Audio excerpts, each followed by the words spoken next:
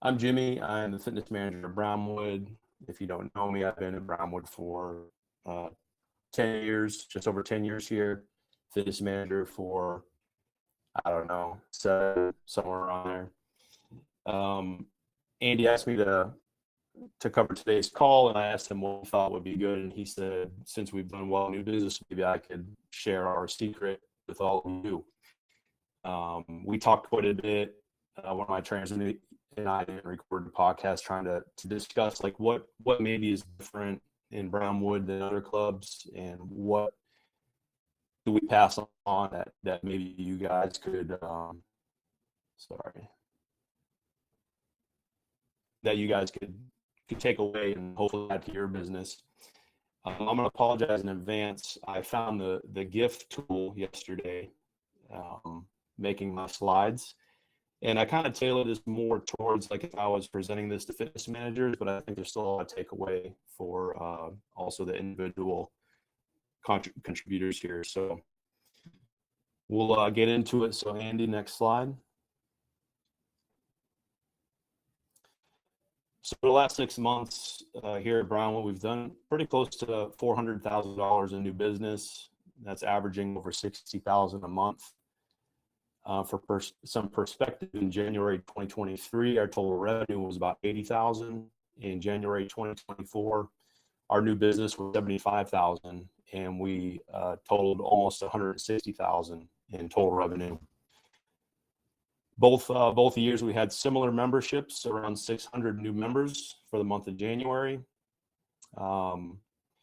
And just for more perspective, I just want to share like what it looked like with our previous company. We were acquired by Genesis actually basically 2 years ago. Our previous company, we kind of rose to the top after COVID. We found a way to kind of win, and our trade-off was like we can either continue cleaning equipment or we could get busy training people again. And so we took that challenge. And so for a quarter, we were doing like $170,000 in revenue. And now to do that in almost 1 month is kind of crazy for us to look back. And then Andy, next slide before I lose track of what I'm talking about here. So secret sauce number one, I'm not going to lie, is volume, is activity. The more PFAs you do, the more chances you have to gain a client. The more PFAs you do, your team does, the more skills you're going to learn, the better you're going to be at helping people, teaching people, the more impact you can have in your community. So we're very blessed in that manner. Like I said, we had about 600 new members in January, but also one of our big issues is that all of our members are basically free. So they get it included with their health care. So a lot of people coming into our gym because it's free, no skin in the game. They really have no, true want to make a change. They're just coming in to see, maybe they get a free t-shirt or a koozie or something like that.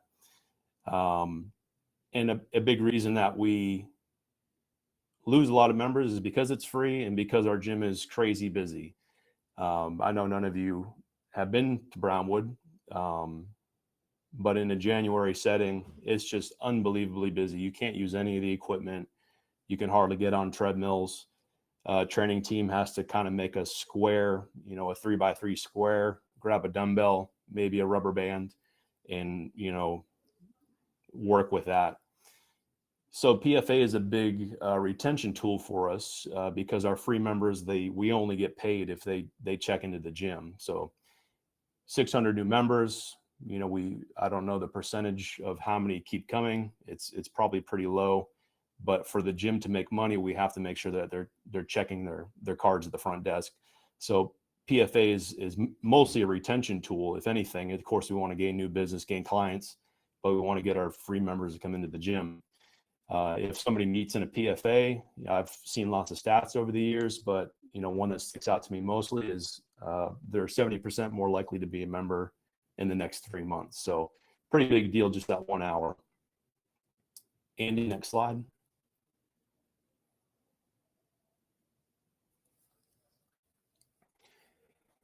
So how do you increase your volume or activity?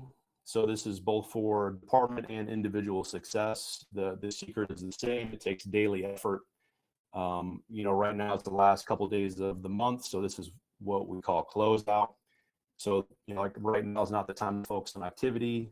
The first of the month should have been the time to do that. So it's just a daily effort. So it starts with our sales team, and any sales team for that matter. Booking at time of sign up, I think, is really important. You don't want to have too much delay between when somebody signs up and when they sit down with a trainer. The longer somebody waits, the more that novelty or that excitement or motivation is going to wear off. So it's important that we try to get them booked as soon as possible. So time of sign up is ideal. Some clubs are on plan A. Whatever your process is, if we can get them booked when they sign up for the gym, that's ideal. From there, it comes down to the fitness managers, training team, fitness manager following up with the RBT report daily, ensuring follow up with anybody who didn't book. Maybe the fitness manager divvies those up to trainers to follow up with who are looking to book PFAs. On trainers, there's lots of resources out there. You can talk to your fitness manager if you need it, but there's birthday lists, there's low usage lists. You can follow up with PFAs that you've done in the past. You can follow up with maybe customers who bought small packages and haven't re-signed. What I'm finding with a lot of ours is, those are great people to follow back up with. But basically, you just want to do something every day. It's the small things done on a consistent basis that really build up to the big goals. And a few stats that Andy and everybody are really great on sharing is just kind of if you're looking to gain clients, you can just run the math. 10 contacts usually yields about 1 appointment. 5 appointments usually yields about 1 client. And for the department, if you guys ever look on your dashboard, you see the Novocaine report, which is 641, 6 PFAs a day. 4 of them show up, 1 purchases training. If as a department we do that every day, then that's where we see success. So activity is 100%, a big piece to this puzzle. What do you want? Are you taking the steps to get it? If I'm coaching anybody, and I'm sure the fitness manager is coaching any of you, that's something we're going to look at, right? Is how much activity, how much work you're putting in on the front end. Andy, next slide.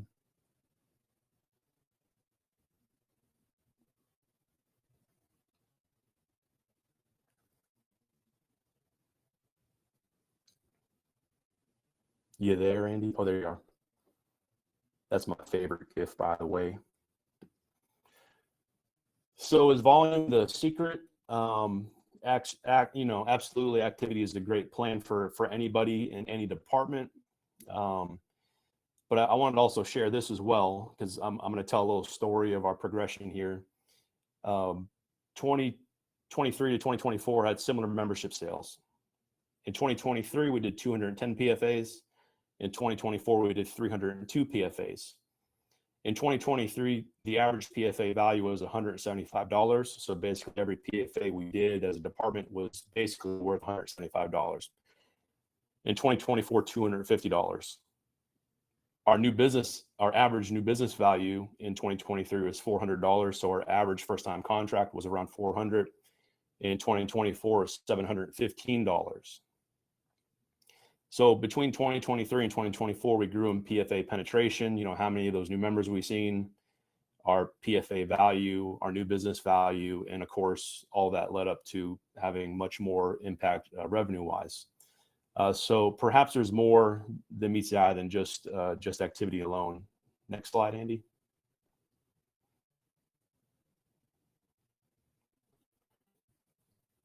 So the secret sauce, as I mentioned, we're kind of a small club and we're super busy, like super busy. So back when Genesis first took us over, Brandon Music kept telling me I need to hire new trainers, and I thought he was a lunatic. And I said we don't have any room to train anybody else, and he was persistent. So I started hiring people. I added overall about 10 trainers. We maybe lost a few along the way, but overall gained 10 trainers. We're up to about 26 now. I thought we were too busy, and it's all worked out really fine. So any fitness fans out there that if you can't fit another trainer on the floor, I'm still looking to add more great people to my team. So you can, you just have to be able to adapt and overcome. And, for us here at Brownwood, if we have a workout plan written on paper, walking out to a client, you might as well just throw it in the trash most of the time. You got to take whatever's available, and you have to be able to adapt all the time. So with adding 10 trainers, we increased our volume, our activity, and more importantly, the biggest thing for us, and this is truly our secret sauce for the last year, was changing our culture. Andy, next slide.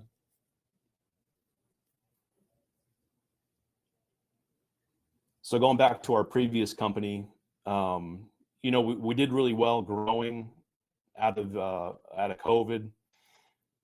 PFAs were worth $25 to a trainer back then with our previous company. So a lot of trainers, they were fine making $25 an hour.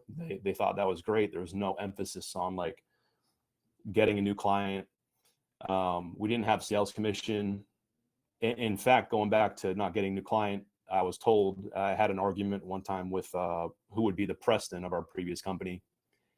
And I thought something wasn't fair. And he told me that personal training was a drop in the bucket, basically telling me I could kick rocks if I wanted to. So like personal training wasn't a huge focus. Going back to the retention tool of a PFA, that was the main focus. Our main focus was, increasing our membership dues, our draft, how many people are paying for the membership. So PFA, that was the main focus. We had an a la carte pricing structure, that's what I'll call it. Basically, we had a ton of options from 1 session to 25, everything in between. It gave members too much to think about. It was hard to show the pricing options and easy to sell small packages.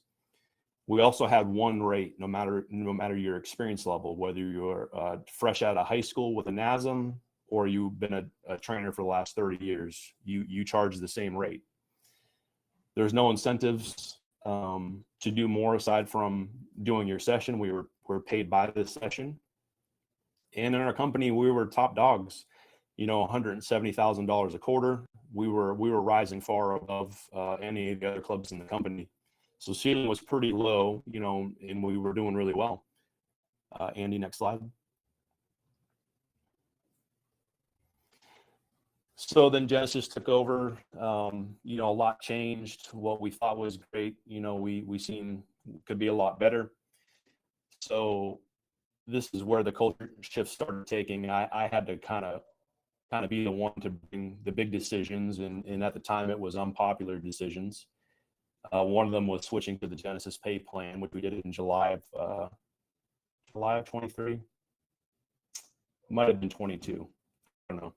Anyways, paying a trainer $14 less for PFA, but the opportunity to earn sales commission. This was a big one. If messing with anybody's pay is usually not a great thing to do, but we're missing out on potential sales commissions, bonuses such as a 65-hour full-time bonus. And for most of my team, that seemed absurd. We switched our pricing presentation. So we went from the a la carte, you can buy 1, 5, 15, 10, 25, to 3 simple options. And we made those options correlate to timeframes. So like more representative of like a goal. So we offered 12, 24, 36, 12 being like a starter pack. This is going to get you in for the next 4 to 6 weeks. It's going to help you establish the habit of coming to the gym. 24 is we're going to start seeing some progress. 36 is we're going to start seeing some real results. So we did that. That raised our basement package from 5 sessions. So 5 sessions was kind of like where our first discount started with our previous company. And it was an easy sell. The main issue with that was that nobody's seen any results after 5 sessions. So, members that initially bought the 5, they said, well, personal training doesn't hold a lot of value to me because nothing happened. All I did was get sore and sweaty. And this also helped increase our buy-in, not only for the trainers, but also for the members, because, if they're with us for more time, they can start seeing the benefits of personal training. So that was a big one. And then we promoted a few of the trainers to master level as they deserved. This again was a tough one because we're asking a lot more of our clients now. We're questioning, are we really worth $100 an hour versus what we were being paid before? And the trainers that did that, they retained 90% of the people.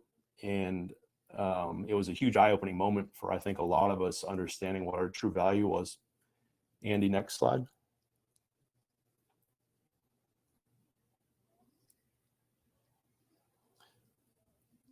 So tipping the scales. So after the big decisions were done, that was hard, especially with most of my team still not bought into Genesis. I think a lot of us living in like La La Land, like our old company is going to come back and swoop in and save us. And, there's a point in time where I just had to, we need to move on with life, and we need to buy in with the purple shirts and get the show on the road. So, and if anybody's read The Energy Bus by John Gordon, pretty cool book. Another one is an Ideal Team Player. I would suggest both of those to any of the fitness managers out there. But basically, you're either on the bus or you're off the bus. You're either in the way, or you're in the way, right? So the energy bus reminds me of a tipping scale at the top. It only takes a few people, one or two, to drop the scales in a positive manner or a negative manner. So you want to try to outweigh the positive as much as possible, outweigh the negative.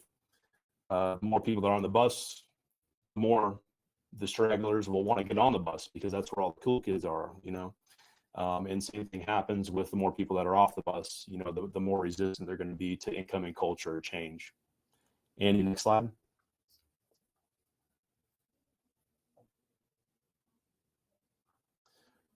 So in my efforts to do this, I was talking to Andy one day, and he said, basically, you got to find people that are dumb enough to be dangerous. You remember that, Andy?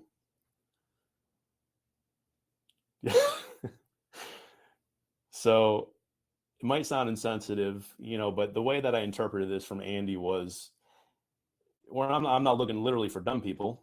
I'm looking for people that are not influenced by the previous company's culture. They're oblivious to the way things used to be, and they're open to whatever I have to offer them, right?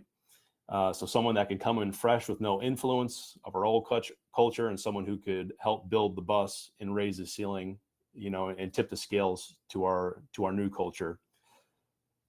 So I started hiring. Old culture hated the word sales. That was always like a trigger word. The new people that were getting on the bus, they understood it was part of the job. They actually enjoyed it. They kind of had fun. They'd be excited when they got a sale. And they understood that no sales means no or low impact. So our whole goal of being a personal trainer is the impact, right? So sales are a direct correlation with our impact. Next slide, Andy.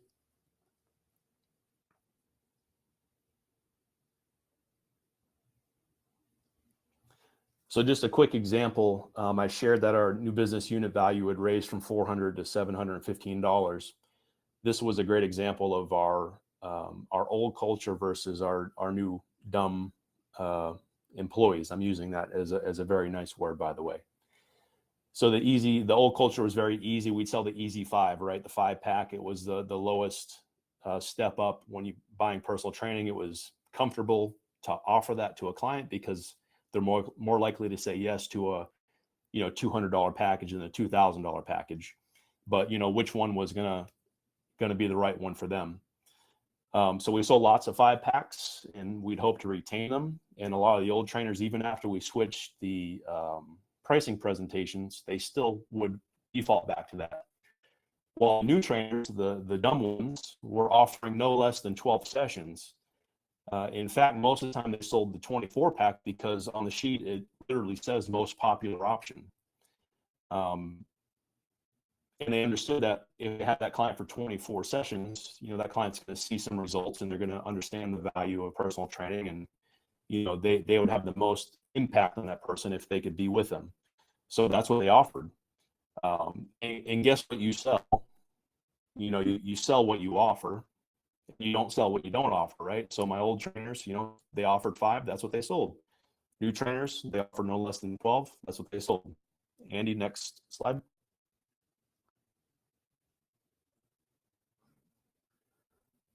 So all my new trainers, they became successful extremely quickly. And to them, it was just kind of normal, like talking even about the 65-hour mark. I had a new trainer do that her first pay period. Like she didn't know any better. The old trainers, it took some time. They had to really shift their mindset to the new norm. What was once absurd was being achieved. And this is kind of where we started to realize, like, hey, Tiger is a real person. He's not like some fictional character that Genesis dangles in front of us to try to drive more sales. Maybe selling $20,000 in one day is a real thing. So now sales isn't a dirty word. It's a word that reflects our impact in our community and impact on our families as well.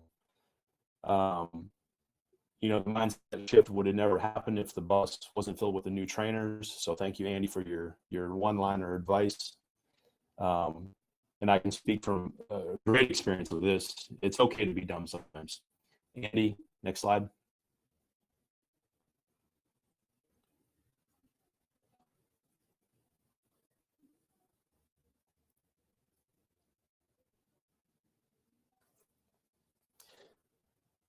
So we're getting close to the end here. So there are a few other factors that I think really attribute to our new business success. And one of them is our like biggest gripe is that, our club is wide open and it's very busy, like crazy busy. But the positive that comes with that is that 100% of our members on the fitness floor see a trainer, sometimes 15 or more at a time, right? Even people taking Group X classes, we have a lot of trainers that teach Group X. So even our people that would skip the fitness floor, go straight to Group X, are being exposed to trainers. So personal training is like a super normal thing at our club. When we talk about like a sea of purple, creating a sea of purple, that's exactly what we have at Brownwood by default. We have no choice. We don't have an area we can hide. So we're very blessed in that manner. Any trainers listening on this that like to hide off in the corner, maybe you're self-conscious about people watching you or critiquing what you're doing, don't be. Go out, get in front of people, train people out in the open so they can see you. That's your best referral source. Andy, next slide.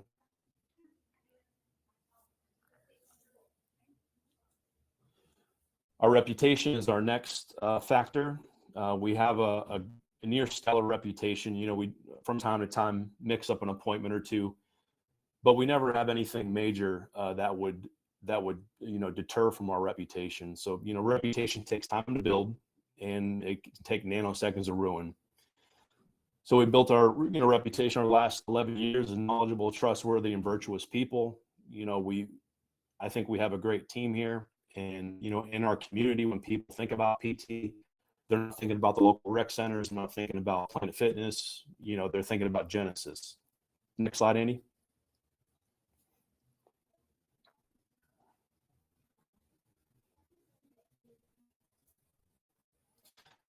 Major factor that I think is maybe unique to our club as compared to others is that we're 100% specialized in our local demographic. So the Villages is a retirement community. It's all, basically baby boomers, 60 and up. That's all we do. Our gym is within that community. They can ride their golf carts to it. I'd imagine that a lot of your clubs, you guys are seeing all kinds of demographics from young kids to middle-aged people to old people. We train old people 100% of the time, basically, and that's what we're good at. Not only that, we're highly specialized in subsectors of the boomers. So Parkinson's, stroke, knee, hip replacements, whatever it may be, menopause, osteoporosis.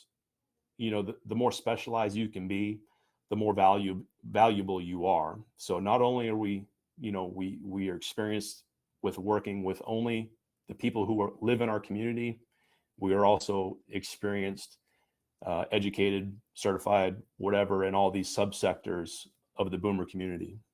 Next slide, Annie.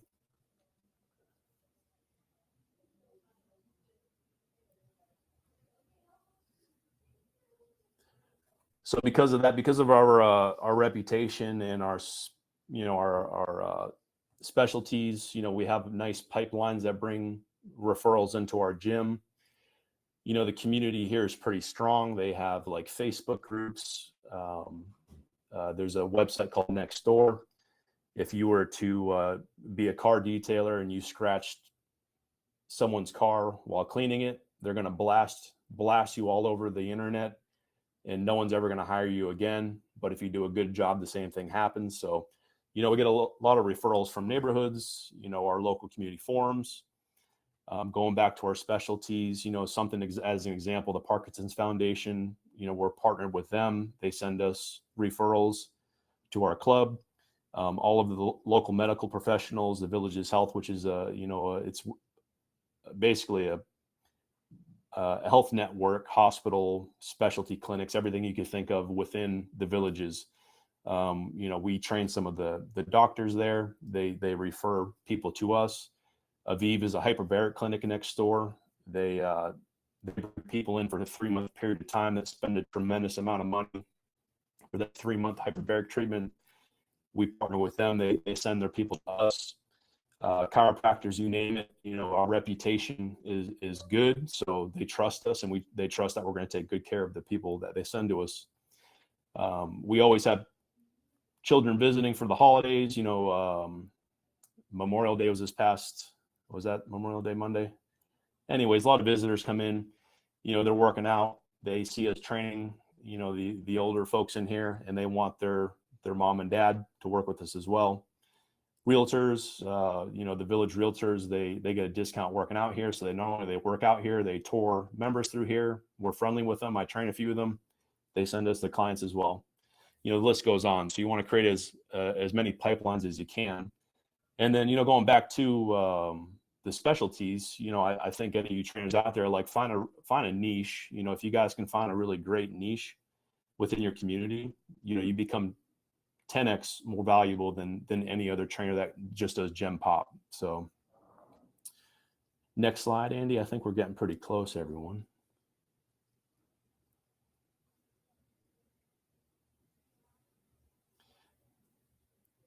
Next factor is this is like kind of a brag. I like to brag about our team because they are some amazing people. I'm sure you guys think about the same about your teams, but we have 26 white belts.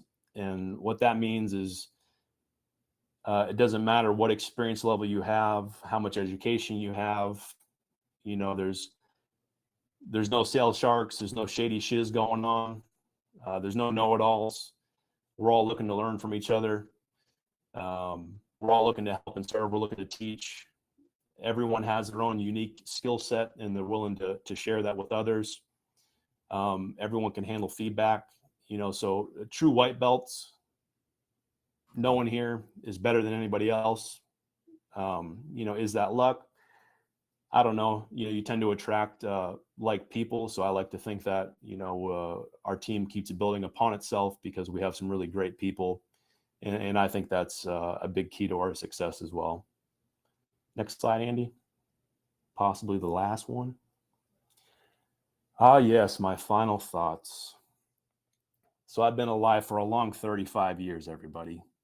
Here's my advice on all of this. You just have to be adaptable. Don't be afraid of change. Be afraid of comfort. Go towards the obstacle. This will always yield you the most growth. And the biggest reason for our success is just always do the right thing. I think it's easy to be tempted by things in life, and in this industry. Never step over $1 to pick up a nickel. We got to play the long game here. So do the right thing. If you do the right thing, treat people right. Not much can go wrong. I think that goes for all things in life. That's all I got. Any questions? I got one while people are finding their mute button. I know over the last 11 years, you guys have really built these relationships in your community, and you kind of like carved out those niches. Have you, for some of these clubs that maybe don't have that established pedigree or that trust, how might you recommend that they, set that up in an abbreviated timeline? right? Where they don't have to wait 11 years to kind of set that up. Basically, you just got to find, a key person, pivotal person. Like if it's part of an organization, you just want to find somebody that's going to be a raving fan of yours. So like as an example, Tammy here, she created her Parkinson's program. She had a real passion for training people with Parkinson's. So she researched different certification organizations, things like that, things that she can reach out to people, connect with. She found the Parkinson's Foundation. She got in contact with the most local representative of that foundation, offered to bring them in and see what she's doing, and things like that. Like a realtor, for example, maybe it's not as big a deal in other communities, but in the villages it is, because the villages has their own realty system. We offer them a discounted membership, and they're our number one fans. Like they come in, we're best friends. We train a few of them, and then they're going to do the same with the people that come into our community. This is their first experience in the community. They're taking a tour through. This is the place to be. This is Genesis. This is Jimmy. He's my trainer. So my advice would just be, go find one person and make them feel special, help them out, maybe offer them some training, make them a raving fan of yours, and they're gonna push whoever needs to be the right person towards you.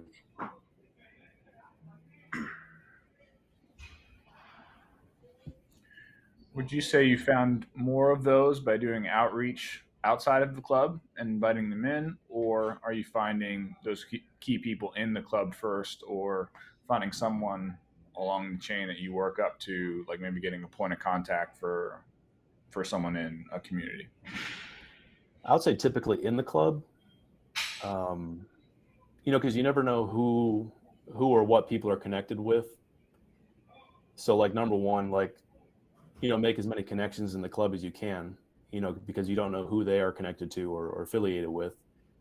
And then, usually what I find is, going back to the Parkinson's thing as an example, I think the way that kind of happened, Tammy got together, people with a similar diagnosis, started trading them, creating like a group.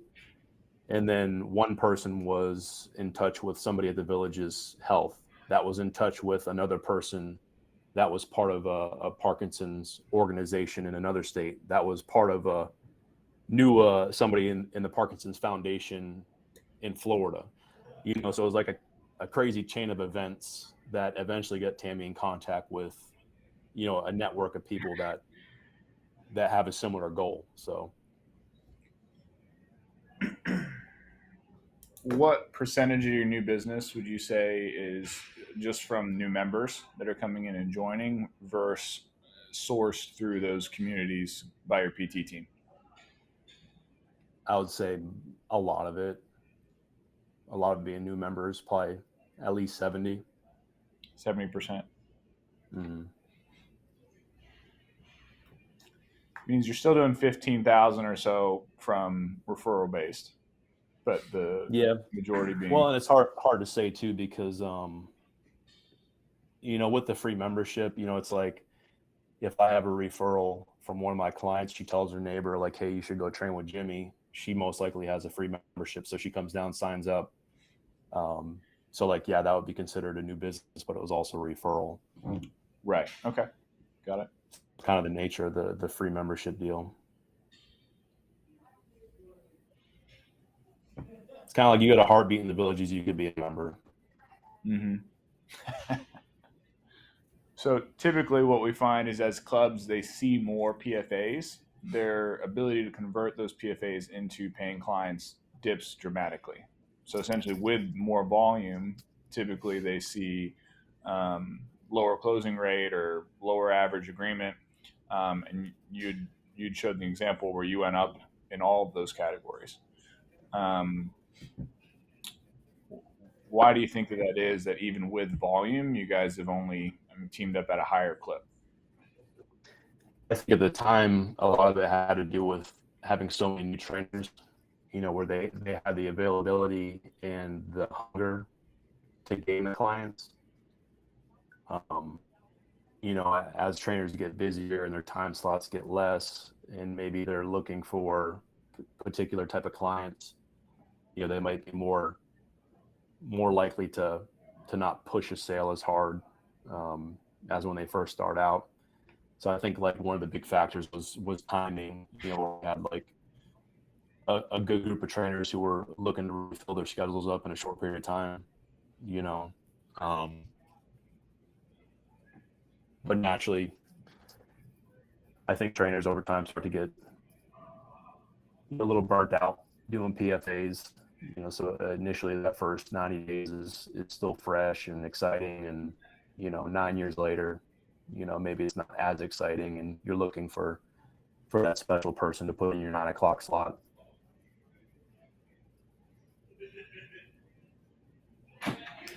Yeah. Got it. Anybody else have questions for Jimmy? Oh, Jimmy, if you move to Wichita, what would be the first thing that you do? That question's from Rock Road. First thing I would do? Yeah. If you get move a client your first day, I'd probably go on the fitness floor, talk to people. Like, what's all this room? Empty. Yeah. You guys do with all this stuff? Yeah, I mean, that'd be my best advice is, I want people to know who Jimmy is, so if I'm in there and I'm trying to build my book of business, I want everybody in the club to know me. And when they think about Genesis, they're thinking Jimmy and not Andy or whoever.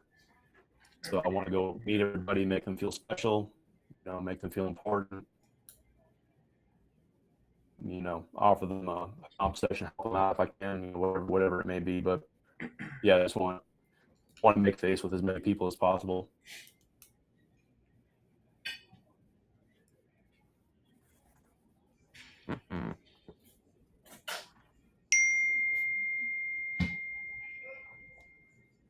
Was it Ben? Yeah, that was Ben. I don't know where the chat. Ben, what do you do if you come to the villages?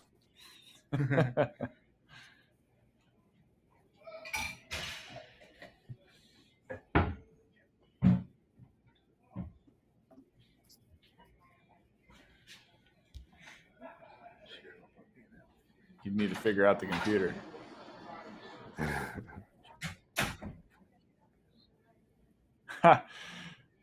He said he'd do 80K in new business easily. Good